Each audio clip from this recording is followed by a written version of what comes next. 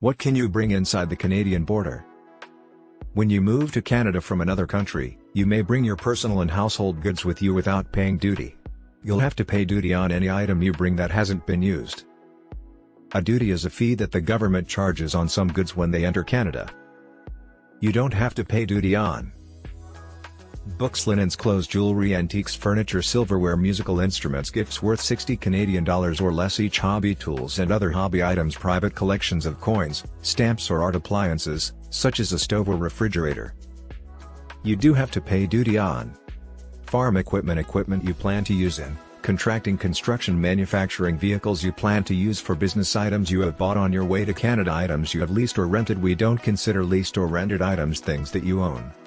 If you're not sure if you have to pay duty on some items, bring sales receipts and registration documents with you. Wedding gifts. You may bring your wedding gifts without paying duty if you get married within 3 months of coming to Canada. Plan to marry no later than 3 months after you arrive here. However, you must have owned the gifts before you arrived in Canada. These same conditions apply to household goods you bring in as wedding gifts. Alcohol and tobacco. If you bring alcohol or tobacco, you may have to pay duty on vehicles. Vehicles you bring into Canada for personal use are duty-free. There may be some limits. Cars must meet Canadian safety and pollution control standards.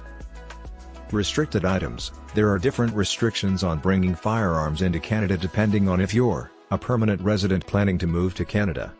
We will do a whole video about it as the list is longer to look in one video.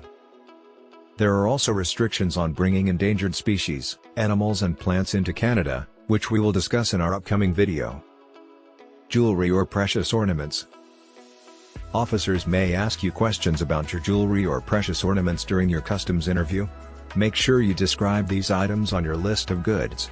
To avoid delays at customs when you enter Canada, use the wording from your insurance policy or jeweler's appraisal on your list of goods. Include photographs of the items, know how much you paid for the items, or have a receipt showing how much you paid. You don't need to pay duty or tax on family heirlooms.